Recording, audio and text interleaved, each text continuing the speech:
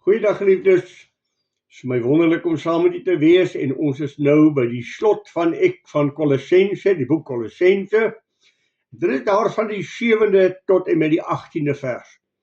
Ek gaan nie vir u hierdie gedeelte lees nie, ek gaan net vir u hoofpunte of 'n paar gedagtes uitlig wat in hierdie teks na vore kom. Die apostel Paulus is besig om mense te bedank en ook aan die gemeente sekere mense se dank oor te dra. Mense wat saam met hom die pad geloop het in die verkondiging van die evangelie, mense wat hom bygestaan het, mense wat hom bemoedig het, en hy is besig om net groete oor te dra aan hierdie mense. Maar daar's 'n paar wat hy 'n uitspraak van maak wat vir my treffend is en wat ek graag onder die aandag wil bring. Die eerste van hierdie is in die 12de vers. Epafras, wat een van julle is, 'n diensknegt van Christus, groet julle en stry altyd vir julle in die gebede, dat julle volmaak en volkome mag staan in die ganse wil van God. Nou dit pragtige woord as hy kom en sê 'n diensknegt van Christus. Dit beteken tog dat hy Christus dien, maar dit beteken ook meer as net om Christus te bedien in my eie persoonlike hoedanigheid. Dit beteken ook dat ek diensbaar is in die koninkryk van God en dat ek betrokke is by die koninkryk van God en in die lewens van ander mense inspraak het. Ek dink aan Paulus se woorde daar aan die Korintiërs, ons is dienaars en bedienaars van die verborgenhede van God. God het ons in sy diens geroep. Van Epafras getuig hy is 'n diensknegt van die Here Jesus Christus. Met ander woorde, hy dien God, maar hy dien ook die gemeente, hy dien die kindertjies van die Here, hy is 'n diensbare mens. Hy groet julle. En behalwe dat hy julle groet, stry hy ook altyd vir julle in gebed. En hierdie is vir my 'n geweldige woord, want dit is 'n geweldige getuienis wat vir hom uitgaan. Hy dra julle in gebed. Hy is besig om gedurig deur vir julle in te tree. Die woordjie altyd is so 'n treffende woord. Hy tree altyd vir julle in gebed en hy bid vir julle. Geliefdes, hierdie is 'n geweldige groot saak. Want as 'n mens dink aan gebed, dan vind jy jouself so dikwels dat jou gebede so selfgesentreerd is. Dit gaan net om my en my familie en dit wat my raak. En baie keer het ons gebede nie baie wyer as dit nie. As ek dink aan sendingorganisasies, as ek dink aan kindertjies van die Here wat swaar kry, as ek dink aan dinge wat om ons gebeur, wat ons van kennis neem, en ons pas dit nie toe in ons gebed om te gaan intree vir mense nie. Weet jy, ons sal selfs partykeer vir mense sê, ek bid vir jou, en dan vergeet ek totaal om vir daardie persoon te bid. Maar nie alleen bid hy vir julle nie, hy bid ook dat daar sekere kwaliteite in julle lewe sal wees. Hy bid dat julle volmaak en volkome mag staan in die ganse wil van God. Dit is 'n geweldige uitspraak. Hy bid dat julle volmaak en volkome mag staan in die ganse wil van God. Met ander woorde, dat julle absoluut nougeset sal wandel volgens God se woord, dat julle die wil van God volkome en volmaak in julle lewe tot uitvoer te bring. Nou as 'n mens praat oor volmaaktheid, dan besef u saam met my dat dit is 'n geweldige woord. Want ek weet nie of een van ons werklik kan getuig en kan sê dat ons volmaak die wil van God uitvoer nie. Nee, ek dink ons almal jaag daarna. Die apostel Paulus het daar in Filippense die 3de hoofstuk vers 12 en 14 hierdie woorde gesê. Nie dat ek dit al verkry het of al volmaak is nie, maar ek jaag daarna asof ek dit ook kan gryp. Omdat ek ook deur Jesus Christus gegryp is. Die apostel Paulus het 'n visie. Ek is nie volmaak nie, maar ek jaag daarna om hierdie volmaaktheid in my lewe te ken, of dan so nou as moontlik aan die volmaaktheid te kom wat God vir my het. Met ander woorde, daar is nie 'n luiheid nie, daar is nie 'n laksheid nie, Daar is 'n doelgerigte, elke dag jaag na God se beste en om die wil van God in my lewe in elke opsig tot uitvoer te bring. Daar in die 14de vers sê hy, maar een ding, ek vergeet die dinge wat agter is. Miskien moet ek sommer net hier stop en vir u sê, ek vergeet my foute van gister. Ek vergeet ook my suksesse van gister. Ek teer nie op gister nie, maar ek strek my uit na wat voor is en jaag na die doel om die prys te verkry van die hoë roeping van God in Christus Jesus.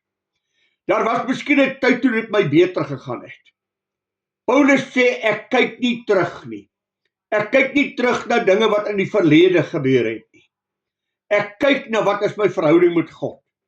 Moontlik was my verhouding met God in die verlede minder as wat dit nou is, swakker as wat dit nou is. Dan vergeet ek daarna dat ek God teleurgestel het en lê ek myself nou daarop toe om te jaag vir God se beste in my lewe en om dit te gryp, om die prys van die hoë roeping in Christus Jesus te kry. Dit is waarvoor Epaphras vir julle bid, dat julle volmaak en volkome mag staan, en dan ook 'n geweldige woord, in die ganse wil van God. Elke opsig, elke uitspraak wat God vir my gemaak het, alles wat ek van kennis geneem het wat God van my vra, dat dit in my lewe geïmplementeer sal word. Onthou u die gebed van die apostel Paulus self, daar in die 9de tot en met die 12de vers. Daarom hou ons ook nie op nie, van die dag dat ons dit gehoor het, om vir julle te bid, en te vra dat julle vervul mag word met die kennis van sy wil, in alle wysheid en geestelike insig. Geliefdes, dit is 'n geweldige stelling. Te bid dat julle vervul mag word met die kennis van sy wil. Epaphras sê dat julle volkome en algeheel mag staan in die volkome ganse wil van God. Paulus sê dat julle die wil van God in alle opsigte, wysheid en geestelike insig sal hê. Dat julle waardiglik voor die Here mag wandel, om hom in alles te behaag. En julle in elke goeie werk vrug mag dra, en in die kennis van God mag groei. Net so geweldige stelling. Dat julle waardiglik voor die Here mag wandel. Wanneer wandel ek waardiglik? Wanneer ek in die wil van God wandel. Wanneer ek gehoorsaam wandel. Dat julle waardig mag wandel om hom in alles te behaag. Dat God tevrede sal wees met elke aksie van my lewe. Dat ek in elke goeie werk sal groei en in die kennis van God mag toeneem. Dat julle met alle krag bekragtig word volgens die mag van sy heerlikheid tot alle lydsaamheid en lankmoedigheid en blydskap. En die Vader mag dank wat ons bekwaam gemaak het om deel te hê aan die erfdeel van die heiliges in die lig. Wat 'n geweldige gebed. Wat 'n geweldige diepte en omvangrykheid, die wydheid van hierdie gebed, wat my totale lewe omsluit. Paulus sê, van die dag dat ons van julle gehoor het, hou ons nie op om vir julle te bid, dat hierdie dinge in julle lewe tot uitvoer sal kom nie. Dat julle die wil van God sal doen, waardiglik voor die Here sal wandel, hom in alles sal behaag, in elke goeie werk vrug sal dra, in die kennis van God groei, dat die krag van God in julle lewe tot werking sal wees.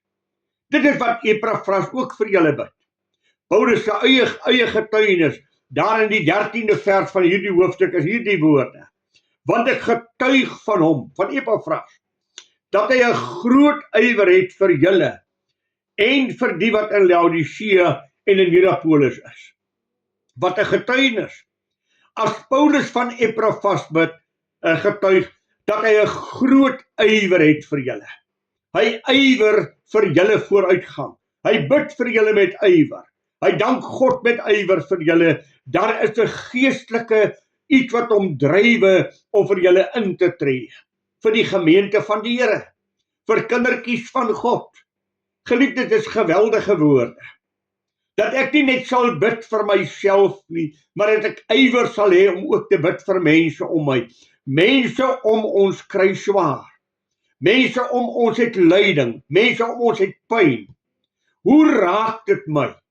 Is ek betrokke om hulle te dra? En kan ek werklik na 'n broer en 'n suster toe gaan om te sê, broeder, suster, ek bid vir jou. Ek gaan saam met jou in die stryd staan. Ons is dikwels by kampe, mannekampe of verskillende kampe waar ons vir mekaar sê, broeders, hierdie gebede wat ons nou vir mekaar bid, mag nie hier ophou nie. Skryf dit neer, maak 'n nota daarvan, om dan voortdurend aanhoudend in te tree vir mekaar en mekaar voor die Here te dra. Dan kom Paulus daar in die 17de vers en sê hierdie woorde en sê aan Agapillus, gee ag op die bediening wat jy ontvang het in die Here, dat jy dit vervul. Gee ag op die bediening wat jy van die Here ontvang het, dat jy dit vervul. Kom ek kom terug na u en my toe. Elke een van ons geliefdes het 'n doel. Daar is nie een kind van God wat deur die Here gered is, wat doelloos mag loshang en los staan nie. Elkeen van ons het 'n goddelike doel, elkeen van ons het 'n goddelike roeping. En u moet by die Here gaan uitvind, wat is die doel waarvoor God jou in die gemeente geplaas het? Wat wil die Here hê moet jy vir die gemeente doen? En hoe moet jy betrokke raak by die werk van die Here? Dit kan aansluit by gawes wat God jou gegee het. Geliefdes, daar is 'n wye verskeidenheid van dit. Daar is mense wat kan bemoedig. Daar's mense wat kan ondersteun. Daar's mense wat kan bid. Daar's mense wat dienswerk kan doen in die gemeente en prakties hulle hande kan gebruik om dinge te maak. Here, waar wil u my betrokke hê? Is dit by die teediens om net mense met tee te bedien? Is dit die blomme in die kerk mooi te maak? Is om te sorg dat die kerk net Sondag na Sondag netjies is voor die tyd? Daar is soveel bedieninge, honderde van bedieninge waar ek betrokke kan wees. Jy het 'n roeping. En jou gawe die meeste van die tyd sluit aan by 'n talent wat God jou gegee het. Iets wat God jou natuurlik gegee het, wat jy kan aanwend. Ja, die gawes kan meer wees. Die gawes is 'n Heilige Gees toegedeeldheid wat hy aan my gee. Maar geliefdes, dit kan wees dat God vir jou in die natuurlike talente wat jy het, wil gebruik. En dat God jou wil aanwend. Ook wat jou persoonlikheid aanbetref. Kan sê wat se tipe bediening God vir jou het, net bloot wat jou persoonlikheid aanbetref. Luister saam met my, wat sê Paulus aan die Korintiërs rondom gawes. Hy sê daar is 'n verskeidenheid van genadegawes, maar dit is dieselfde Gees. Daar's 'n verskeidenheid van bedieninge en tog is dit dieselfde Here. Daar's 'n verskeidenheid van werke en tog is dit dieselfde God wat alles in almal werk. Maar aan elke een word deur die openbaring van die Gees gegee met die oog op wat nuttig is. Want aan die een word deur die Gees 'n woord van wysheid gegee. Aan 'n ander woord van kennis van dieselfde Gees. Aan 'n ander weer geloof deur dieselfde Gees. Aan 'n ander genadegawes van gesondmaking deur dieselfde Gees. Aan 'n ander kragte, aan 'n ander profesie, aan 'n ander onderskeiding van geeste, aan 'n ander allerhande tale, aan 'n ander die uitleg van tale. Maar in al hierdie dinge werk een en dieselfde Gees wat aan elkeen afsonderlik uitdeel soos hy wil. Weet jy, as ek dink daaraan, toe ek en my ou vroukie so gesukkel het om swanger te word en ons vir 7 jaar voor die Here gestaan het om 'n ou klein mensie in ons lewe te kry, het 'n doodgewone lidmaat van die gemeente eendag gekom en gesê, leraar, gee jy om dat ek vir julle bid dat die Here vir jou vroukie swanger sal maak? Ek het met vreugde gesê, asseblief. Hy het my gesê, plaas jou hand op die buik van jou vrou en ek sal my hand bo op jou hand plaas. Hy het vir ons gebid. 2 maande daarna is my vrou swanger. U sien, geliefde, daar is bedieninge wat God aan ons gegee het. En elkeen van ons het 'n besondere bediening van die Here ontvang. Nie een van ons bedieninge is dieselfde nie. Die Here gee soos wat hy weet dat dit nodig is. Daarom gaan vind uit, wat is God se doel met jou in die gemeente? God het aan jou 'n gawe gegee. Die Heilige Gees van God woon in jou. Nie een lidmaat in die gemeente is 'n loslappie wat kan rondlê nie. Nie een van die gemeentelede is oorbodig of is nie afhanklik van ons van hom nie. Elke een het 'n taak wat hy kan verrig. Jy is immers deel van 'n liggaam. As Paulus sê, as een lid ly, dan ly die hele liggaam. As elkeen nie sy ou kaantjie en sy geleentheid bring wat God aan hom gegee het nie, dan ly die hele liggaam. Ek gaan vir u lees wat sê Efesiërs die 4de hoofstuk. En dan hoor u, hy sê hierdie woorde, hy sê die Here het sommige gegee in die gemeente as apostels, ander as profete, ander as evangeliste, ander as herders en leraars, om die heiliges toe te rus vir die dienswerk, tot opbouing van die liggaam van Christus, totdat ons almal kom tot die eenheid van die geloof en van die kennis van die Seun van God, tot 'n volwasse man, tot die mate van die volle grootte van Christus. Maar terwyl ons in liefde die waarheid betrag, word ons in alles sou opgroei in hom wat die hoof is, naamlik Christus, uit wie die hele liggaam goed saamgevoeg en saamgebind deur die ondersteuning wat elke lid gee, volgens die werking van elke afsonderlike deel in sy mate, die groei van die liggaam bevorder vir sy eie opbouing in liefde. Jy's nodig, my broer. Jy's nodig, my suster. Vra net vir God, Here, waar moet ek betrokke raak in u koninkryk? En dit kan agter die skerms wees. Jy kan 'n bidder wees. Jy kan bemoediging vir mense gee. Jy kan mense bel. Jy kan mense op hulle verjaarsdae kontak. Jy kan net belangstelling toon by mense om jou. Ag, jy kan net Sondag jou hand op die skouer van 'n persoon sit wat God op jou hart lê. Daardie persoon het moontlik gesê, Here, stuur tog vanmôre iemand om my te bemoedig. Ek is teleurgesteld, ek is ontmoedig, ek is swaar, ek is depressief en God kan jou gebruik. Bly net voor die Here staan om te sê, Here, waar kan ek vir u dien dat dieselfde getuienis van Epafras in u bediening en in my bediening tot uitvoer sal kom. Dat Agrippus se woord vervul jou bediening. Doe net wat God jou gegee het om te doen, sodat die liggaam van die Here daardeur sal baat. Ons gaan nou afsluit met Kolossense, ons het nou met hom afgesluit, en so die Here wil, gaan ek met u begin werk deur die boek Titus. Bid vir my, dat die Here vir my sal help in die voorbereiding daarvan, en dat ons seën uit die hand van die Here sal ontvang, terwyl ons na sy woord kyk. Goeiedag vir u, en die Here se rykste seën word u toegebid. Goeiedag, geliefdes.